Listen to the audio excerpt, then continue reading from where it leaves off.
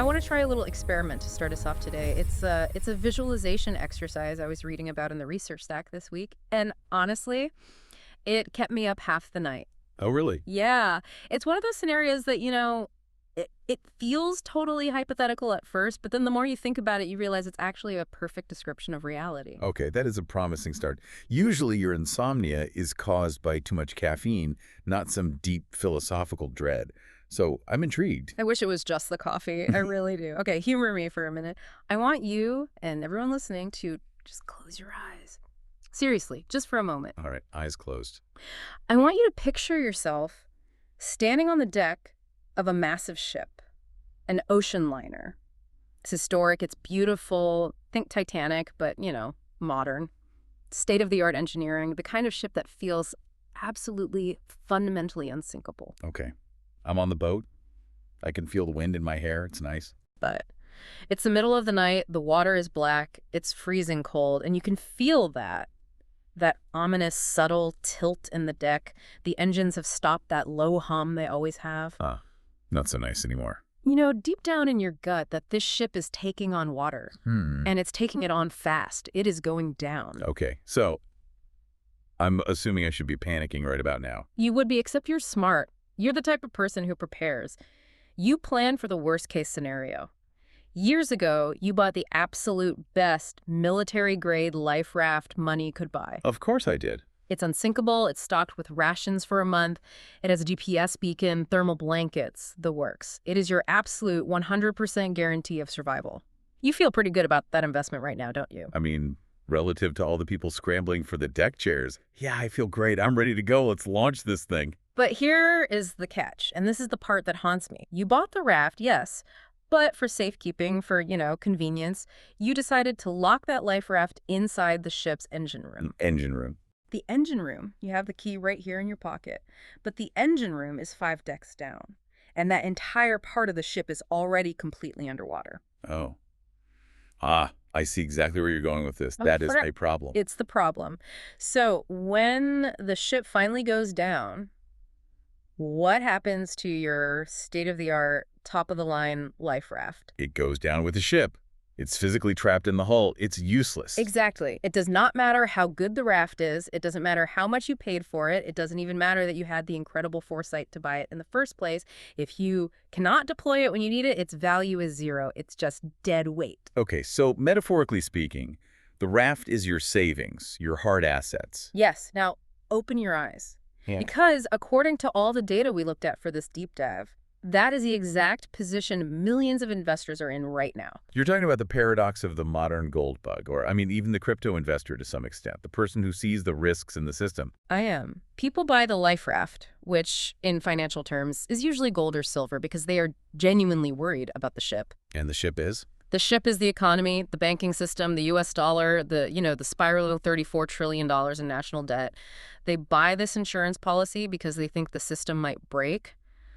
But then, what do? They store it inside the system they're afraid of. Precisely. They put it in a safe deposit box at Chase or Wells Fargo, or they keep it in a safe in their basement in the suburbs. They keep 100% of their life raft, strictly within the borders of the very ship they are afraid might sink. So, just to clarify the metaphor immediately for everyone listening, the ship is the domestic jurisdiction, the legal and financial system of the country you live in, the United States, Canada, the UK, wherever.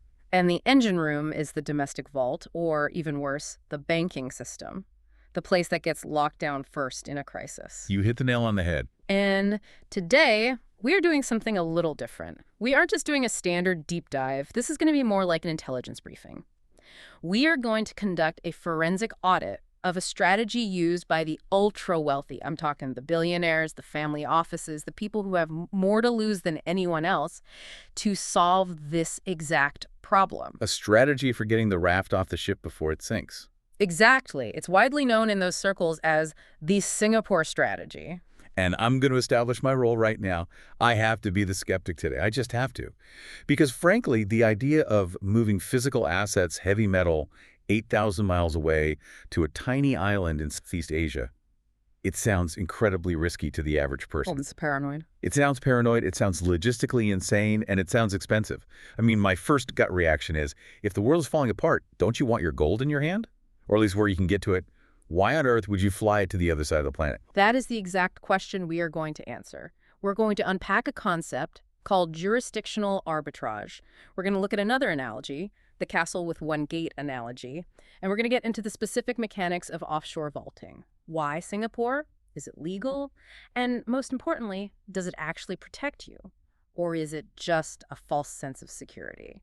And just to set the stakes here, this isn't just about making money or finding a new investment. This is about what happens when systems lock up. It's about preservation, not speculation. Right. It's about the what if. Yeah. So let's start with the threat assessment. Let's really define the problem before we talk about the solution. We need to talk about something called geopolitical concentration risk. Right. And this is a term that gets thrown around in high-level finance, Yeah. but you rarely hear it discussed at the retail level. It sounds like something you'd hear at Davos, not at your kitchen table. But it absolutely should be discussed at the kitchen table because it affects everyone with a savings account. Okay, so let's break it down. Most financially literate people understand diversification. It's, finance 101. Don't put all your eggs in one basket. Exactly. You don't put all your money in one stock like NVIDIA. You don't put all your money in crypto. You buy real estate, you buy some bonds, you buy a broad market index fund. You diversify the asset class. Right. You build a balanced portfolio. You think you're safe because if tech stocks crash, maybe your real estate holds up or your bonds provide a cushion. But take a step back and look at the map. Where are those assets? You almost certainly have a geographically concentrated portfolio. What do you mean by that? I mean, you own U.S. stocks traded on a U.S. exchange. You own U.S. real estate governed by U.S. property law. You own U.S. Treasury bonds. And you keep your U.S. dollars in a U.S. bank. And even if you own gold, you probably keep it in a U.S. depository or in a safe in your U.S. home. Exactly. You have diversified what you own, but you have completely failed to diversify where you own it. 100% of your wealth is under the authority of a single government. And that is the geopolitical concentration risk. If something happens to that jurisdiction, to the legal framework of the country where you sleep, all of those diverse assets are subject to the same systemic shock, the same sinking ship. Precisely. The danger is that keeping all your physical, tangible assets in the same legal jurisdiction where you reside makes them totally vulnerable to that specific government's whims. And I know that sounds abstract, maybe even a bit conspiratorial to some people. It can sound like prepper talk, like you're waiting for the apocalypse. It does. But we should probably look at the precedents. Because this isn't a hypothetical threat. History is absolutely full of examples where the jurisdiction didn't just catch a cold.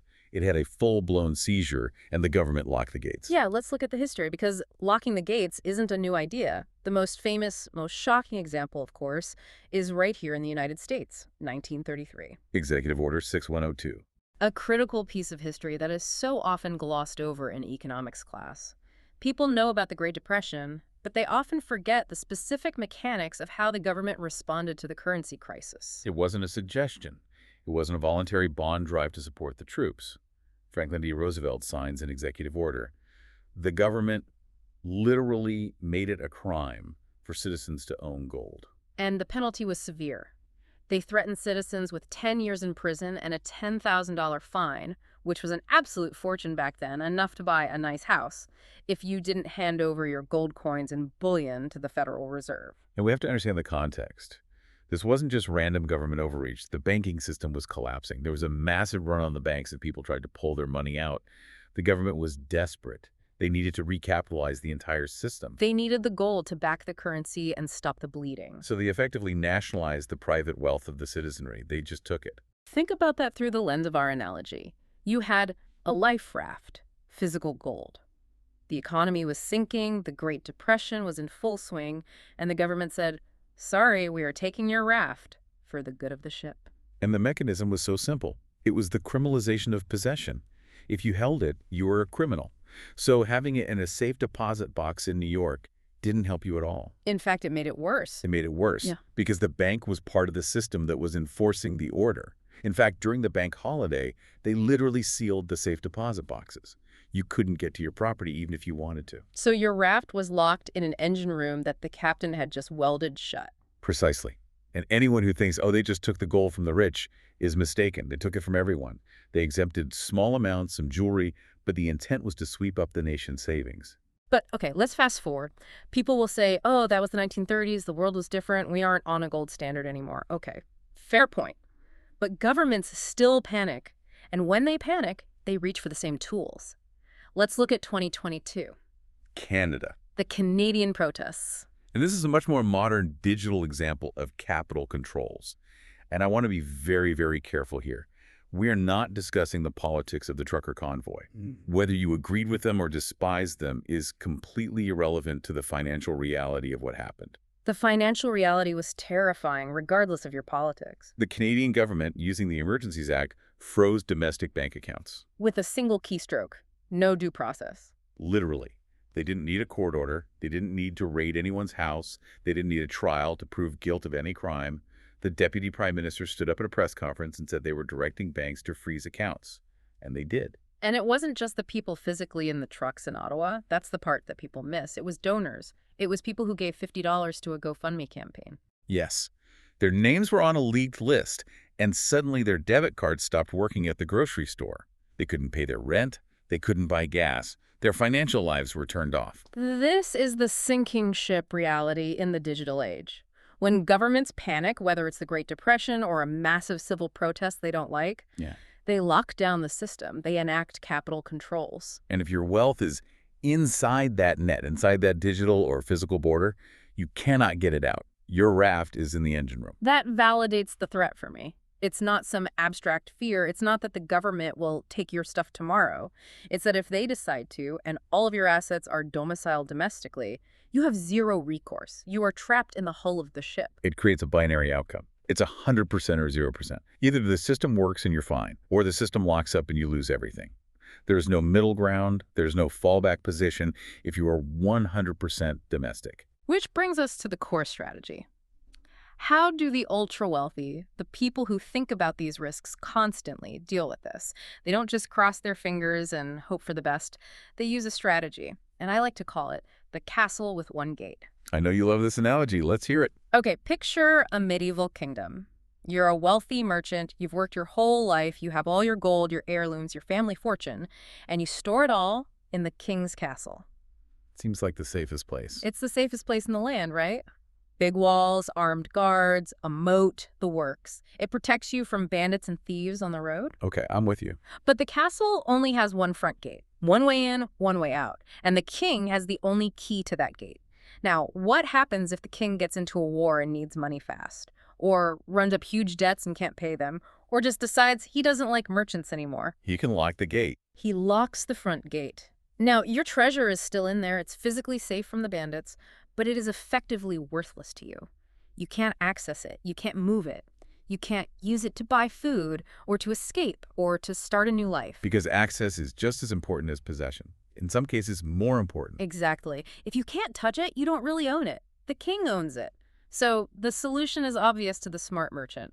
You don't put all your treasure in the king's castle. You diversify. You take a portion of it, maybe your emergency fund, your restart capital, the stuff you absolutely cannot afford to lose, and you send it to a treasure chest in another kingdom. A friendly kingdom, presumably. A neutral kingdom, a kingdom that doesn't answer to your king. That way, if your king locks the main gate at home, you still have access to resources elsewhere. You have a plan B. Okay, so stripping away the medieval romance here, what you're describing is what we call jurisdictional arbitrage. Right. It's a fancy term, but unpack it for us. What does it actually mean in practice? Well, arbitrage usually means taking advantage of a price difference between two markets. You buy apples in one town for $1 and you sell them in the next town for $2. Simple. You profit from the inefficiency. Yes. But jurisdictional arbitrage means taking advantage of the legal and regulatory differences between two countries. It's not about the price of the asset.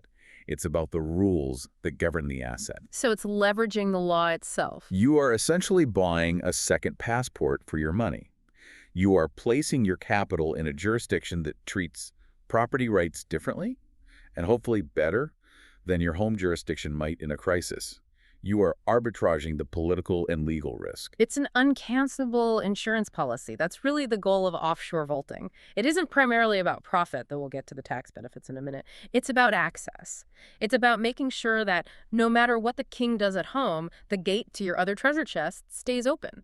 And there's a specific logic to placing it outside of what we might call the Western banking hegemony. That sounds ominous. What do you mean by that? Well, if you look at the major Western powers, the US, Canada, the UK, Western Europe, Australia, New Zealand, their banking systems are incredibly integrated.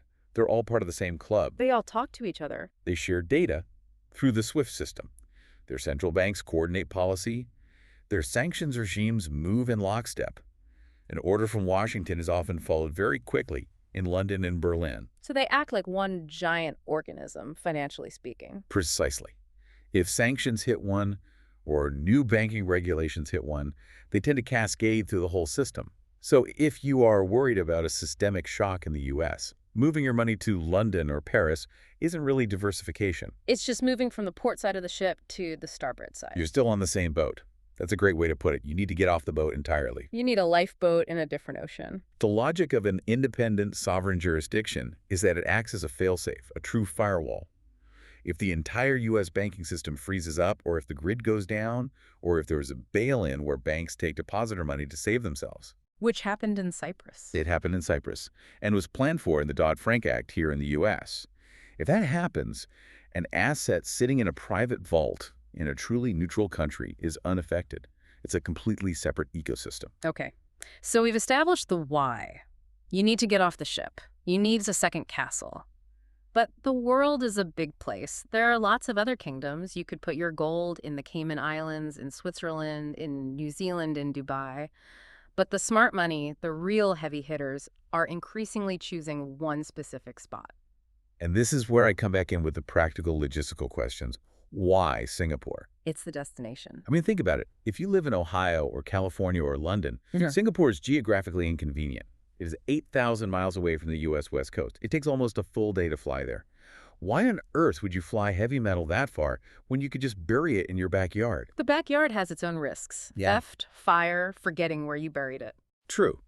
But okay, if you want to go offshore, why not the Caymans? It's a 2-hour flight from Miami. Why not Zurich? It's the traditional home of private wealth. These are valid questions, and the answer lies in the nickname Singapore has earned over the last decade, the Switzerland of Asia. But honestly, I think that's outdated. I think it's becoming better than Switzerland. That's a bold claim. Switzerland is the gold standard, literally. For 100 years, if you had serious money, you put it in a secret Swiss bank account. That was the move. It was the move. But Switzerland has caved to Western pressure. Over the last decade, under immense pressure from the U.S. Department of Justice and the EU, they've systematically dismantled their banking secrecy laws. Exactly. They've frozen accounts when asked by the U.S. They are less neutral than they used to be. They've joined in on sanctions. They're part of that Western hegemony we just talked about. That's fair. The secret Swiss bank account is largely a myth of the past now. Transparency is the new norm there, for better or worse. Singapore, however, is on the rise, and it's built differently. Okay, let's get into the specifics. Let's look at the political and legal framework. Because if I'm putting my life savings there, I need to trust the government not to pull the same stunts we're worried about at home. First off, Singapore is obsessively, strategically, politically neutral. They maintain excellent relations with both the East and the West, with China and the U.S., but they are beholden to neither. They're a member of the non-aligned movement. Right. They navigate the tension between the U.S. and China brilliantly. They are a sovereign city-state. They don't get bullied easily. They have their own agenda, which is to be the safest, most stable place for capital in the world. That is true. They have managed to carve out a unique space where they are seen as an honest breaker, a hub for international commerce and law. And second, they boast some of the strictest, most respected property rights on earth. In Singapore, the law is the law. It's a British common law system, which is very transparent, very rigid in a good way. If you own something, you own it. There is very, very little risk of arbitrary seizure by the state. And unlike some Caribbean havens, which can be seen as, let's say, a bit loose with regulations or politically unstable, Singapore is a fortress. It's a first world country with a powerful military for its size and a hyper-advanced economy. It's not a banana republic where a coup happens on a Tuesday. Exactly. It's stable, predictable, boring, in the best possible way for an investor. But here is the hook. This is where it gets really interesting. It's the financial engineering. In October of 2012, the Singaporean government made a massive geopolitical chess move. You're talking about the decision to remove the GST on precious metals. I am. They looked at the global gold market, which was dominated by London, Zurich, and New York, and they said, we want that business. We want to be the new center of gravity for physical wealth. And before 2012, they had a problem. A big one. Prior to October 2012, if you imported gold or silver into Singapore, you had to pay the goods and services tax, which is basically a sales tax. It was 7% at the time. Which is a huge friction cost. I mean, if you buy an asset and you're immediately down 7%, that's a terrible investment. It kills the whole idea. Of course. But in October 2012, they passed a law exempting investment precious metals, or IPM, from GST. They took that 7% tax and made it zero. And we should clarify what IPM actually means. We aren't talking about your grandmother's jewelry or rare collector coins with numismatic value. No, this is very specific. We are talking about bullion, investment-grade bars and coins that meet certain purity standards. For gold, it has to be at least 0.995 pure. For silver, it's 0.999 pure. So your standard gold maple leaf, your American Eagle, your PMP Swiss bars, all that stuff qualifies. Exactly. If you buy that in Singapore or import it into a bonded facility there, the state takes 0%, no sales tax, nothing. Which puts it on par with buying stocks or bonds. You don't pay sales tax when you buy a share of Apple. Singapore decided gold and silver should be treated the same way, as a pure financial asset, not as a consumer good. But it gets better, and this is the part that makes people's jaws drop when they first hear it. Singapore has no capital gains tax. Okay, let's be very precise here. In Singapore, for Singapore tax residents, and for the jurisdiction itself. Correct. The government of Singapore does not levy a capital gains tax. So if you are a Singaporean entity, or if we're just talking about the assets sitting in the vault, if silver goes from $30 an ounce to $500 an ounce, the Singaporean government takes nothing. Zero. From a purely mathematical and legal standpoint, that is incredibly attractive. It was, as you said, engineered. They deliberately created the most favorable environment on planet Earth for holding precious metals. They wanted to become the hub. They wanted to suck the gold out of London and Zurich and bring it to Asia. And has it worked? It has absolutely worked. The amount of gold flowing into Singaporean vaults over the last decade is staggering. It has become a fortress for wealth. So you have safety, you have neutrality, and you have a tax environment that is effectively zero for the asset itself while it sits there. Okay, but I'm still stuck on the 8,000 miles away thing, the practicalities. Let's say I'm an investor in Ohio. I've listened to this. I'm convinced. I want to move, say, $50,000 worth of silver to Singapore. How? Do I put it in my carry-on bag? Do I check a bag full of lead-heavy metal at the airport? The logistics seem like a nightmare. No. Please do not try to carry silver bars through TSA. That will not end well for you. Right. So you don't touch the metal. You never physically touch the metal. Let's walk through what we call the radar escape. I like that name. Okay, visualize this. We call it the radar escape because you are flying your assets out of the domestic digital and legal net. But physically, it's seamless. You go online to a reputable international bullion dealer that has operations in Singapore. There are several big ones. So the transaction happens digitally. I'm sitting at my computer in Ohio. Yes. You place an order for, let's say, 51 kilo silver bars. You transfer your funds. It could be a wire transfer. You could even use crypto with some dealers. The money leaves your U.S. bank account. But here's the key. The metal is sourced directly in Asia. It comes from a refinery in Australia or a wholesaler already in Singapore. It never crosses the U.S. border. It never crosses the Canadian border. It doesn't go through customs in your home country. So there is no record of gold leaving the U.S. because the gold was never in the U.S. to begin with. It's not an export transaction. Exactly. You are simply exchanging your fiat currency here for physical metal there. It's a simple asset swap across jurisdictions. And then, this is critical, it goes directly from the dealer or refinery into secure storage. But not just any storage. We are talking about maximum security private facilities, and the most famous one that's become a legend in these circles is the Freeport. Which is right next to Changi Airport, one of the best airports in the world. It is basically a fortress. It's a real-life James Bond villain's lair, but for protecting wealth. I've seen footage of this place. It's this huge monolithic cube. It has biometric scanning, seismic sensors, armed guards, who are mostly former Singaporean special forces. It is widely considered one of the safest buildings on the planet. And it is a free port, which is a special legal designation. It means it is a duty-free zone. Goods inside are technically considered to be in transit as far as customs is concerned, which is part of what allows for that GST exemption. Right. But here's the distinction I need to make, or, well, that's your job. It is my job. And I'm going to jump in here because this is the most important legal distinction in the entire deep dive. You mentioned these are private vaults. This is crucial. These are not banks. A huge, huge distinction. Explain why that matters so much. When you put money in a bank, when you make a deposit legally, that money becomes the property of the bank. You are not storing your money. You are lending it to them. You become an unsecured creditor of the bank. And if the bank goes bust? You get in line with everyone else and hope the government insurance, the FDIC, covers you. If it's a systemic crisis, all bets are off. And this is what allows for a bail-in. The bank can legally use your deposits to save itself. We saw that in Cyprus. The banks just took a percentage of everyone's savings overnight. Exactly. But in a private vault, the legal structure is completely different. Yeah. It's called bailment. You retain the title to your property at all times.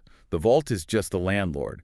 They are renting you shelf space. They're the custodian, not the owner. So if the vault company itself goes bankrupt? The liquidator cannot touch your gold or silver. It is not on their balance sheet. It is not their asset to sell to pay their debts. It's still yours. You just show up with your title deeds and your ownership documents and move it to a different vault down the street. That is the ultimate safety valve. You are removing counterparty risk. You don't have to trust the bank's solvency. You don't have to trust the derivatives market. You just have to trust the vault's physical security. And given that it's Singapore, in a place like Le Freeport, the security is about as good as it gets on this planet. Okay, so let's just recap where we are, because we've covered a lot of ground. We have the threat: domestic lock-in and geopolitical concentration risk. The sinking ship. We have the strategy: the castle with one gate, or jurisdictional arbitrage. We have the destination: Singapore with its 0% tax, rule of law, and high security. We've got the logistics down. But now, I have to stop the celebration. I knew this was coming. You have that look on your face. I have to put my skeptic hat back on firmly, because I'm listening to this whole conversation and I'm hearing phrases like 0% tax, offshore, private vaults, flying under the radar, no government knowledge. And a little alarm bell is going off in my head. A big one, actually. Go ahead. Ask the question everyone is thinking. Wait, does this mean I don't pay taxes? Because if this is a pitch for tax evasion, if we are telling people how to hide money from their government, this podcast is over. I'm walking out right now. This needs to be addressed head on. I am so glad you asked that. And I want to be absolutely 100% crystal clear about this. I want to look the listener in the eye here. This is not a tax loophole. Thank you. Because that distinction gets very blurry for people very quickly. We have to make a very, very serious distinction here. It's the difference between asset protection and tax evasion. They are two completely different universes. Okay, break it down for us. What's the difference? Asset protection is smart. It is legal. It is about keeping your wealth safe from confiscation, from frivolous lawsuits, from banking freezes, from the engine room scenario we started with. That is what the Singapore strategy is. It's building a legal and physical firewall to preserve your capital. It's defense. And tax evasion. Tax evasion is hiding income or assets to illegally avoid paying what you legally owe the government. That is illegal. That sends you to prison. And we do not advocate that, ever. So let's apply this directly to the Singapore scenario. I'm a U.S. citizen.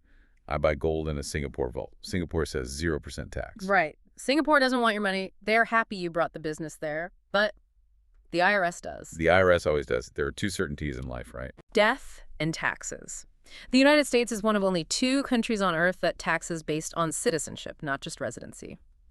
If you are an American citizen, the IRS taxes your worldwide income. It doesn't matter where you live or where the asset is. It does not matter if the silver is in a vault in Singapore, a bank account in Switzerland, or buried in a backyard in Ohio. It is your asset. You are a U.S. person. The IRS has a claim on any profit you make from it. So let's run the numbers. I buy that silver at $30 an ounce.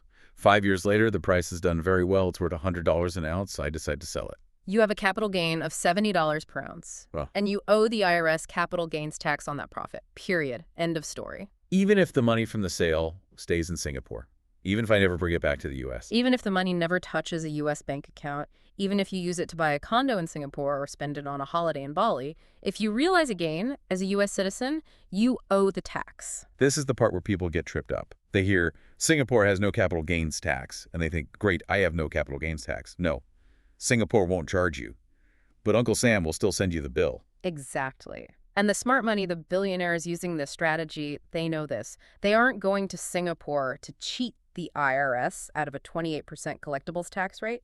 They are going to Singapore to ensure the asset exists to be taxed in the first place. Right. That's a powerful way to put it. They are happy to pay the tax as long as the principal, the core capital, is safe from seizure or system collapse. Of course. I'd rather pay 28% tax on $1 million of profit than have 100% of my capital frozen or confiscated by a banking crisis. It's not even a close call. Now, there's a regulatory nuance here we absolutely need to touch on regarding reporting. The alphabet soup of the IRS. I'm talking about FBAR and FATCA. Oh, yes. The favorite topics of every international tax accountant. FBR stands for the Report of Foreign Bank and Financial Accounts. If you are a U.S. person and you have more than $10,000 in foreign financial accounts at any point in the year, you have to report it to FinCEN. And the penalties, if you don't, are draconian. They are life-destroying. Up to 50% of the account value per violation. They can take everything you have. So foreign bank accounts, foreign brokerage accounts, those are definitely financial accounts. Right. But private, non-financial vaults currently exist in a nuanced legal space. Careful here. We are not giving legal or tax advice. This is for informational purposes. No, absolutely not. Always, always consult a qualified tax attorney who specializes in this stuff. But generally speaking, the direct ownership of physical metal, we're talking allocated bars with specific serial numbers that belong to you, placed in a private safety deposit box or a non-financial vault, is often treated differently than a financial account. So what's the argument? The argument is that it's treated more like storing a valuable painting in a warehouse in Paris or a classic car in a storage unit in London. You own the asset, but you don't hold a financial account with the warehouse. The warehouse doesn't pay you interest. They're not a financial institution. They just hold your stuff. So historically, for some filers, this has not triggered the FBAR requirement, however. And this is a big however. A very big however. Regulations are always tightening. Form 8938, which is part of FATA, casts a much wider net and has different reporting thresholds for specified foreign financial assets. The government wants to know where the money is. So the key point, the only safe assumption is, assume transparency. Yes, that is the only sane way to approach this. Assume the IRS knows or should know. Do not use this to hide. Use it to protect. If you are doing this correctly, you have nothing to hide anyway. You bought the metal with after-tax money, and you fully intend to pay taxes on any future gains. That's the key takeaway. This is not a secret pirate cave in the Caymans. This is a legitimate, high-security facility for protecting wealth in a world-class jurisdiction. The smart money gladly pays the tax to ensure the capital isn't frozen or devalued to zero. It connects right back to the life raft. You don't hide the life raft from the ship's captain. You just make sure the captain can't lock it up in the engine room when the iceberg hits. Perfectly put. So we've covered the threat, the concentration risk. We've covered the strategy, the castle with one gate. We've covered the destination Singapore, and we've covered the legality and the tax implications. Let's bring this all home. What does this mean for our listener as they look at the world today? We're looking at what we call the 2026 filter. Just looking ahead at the next few years, the trend lines are not encouraging. The world is getting more volatile, not less. We are seeing debt crises brewing, currency wobbles, intense political polarization in almost every Western democracy. The ship is looking a little unsteady. Global thinking is no longer a luxury for the jet-set class. It is a necessity for anyone with significant savings. If you were just sitting there with everything in one basket in one country, you are taking a massive uncompensated passive risk. Oh, the verdict. The action item. Don't trap your wrath. That's the headline. If you have a significant amount of your net worth in precious metals, or any hard asset, really, you need to ask yourself that tough question. Is it all in one basket? Is it all under one flag? Is it all in the king's castle? Look east for safety. For all the reasons we've discussed, Singapore really has emerged as the premier jurisdiction for this. The combination of 0% GST, the rule of law, the political neutrality, and the world-class physical infrastructure makes it the logical choice. And finally, be private, but be legal. Protect your assets, but pay your taxes. Sleep well at night knowing your wealth is safe and compliant. It really all comes down to a single word: control. It does. You know, we started with that sinking ship visualization, and I want to leave you with one final thought on that. If you have that raft locked in the engine room, you are betting everything on the ship staying afloat. You're betting your life on the pumps working, on the captain being competent, on there being no icebergs. A bet with very long odds. But if you have it outside, If you have another option, Mm. you have options. You have control over your own destiny. And I'll leave you with this final, perhaps provocative thought. It's something I tell my clients when they hesitate about moving assets offshore, when they think it's too much hassle or too paranoid. Lay it on us. If 100% of your wealth is in one country, you don't own your wealth. That country does. Wow. That is a chilling thought. You're just a steward of it. You're renting it from the government until they decide otherwise. Exactly. True financial sovereignty means having the power to say no. And you can't say no if your entire net worth is within their immediate reach. Powerful stuff. And it leaves me with a question for you, the listener. Do you feel safe with your metals at home? Or does the idea of the Singapore strategy make sense to you now? Are you a believer or a skeptic? We'd love to know. This has been The Deep Dive. The future belongs to the owners. We'll see you next time.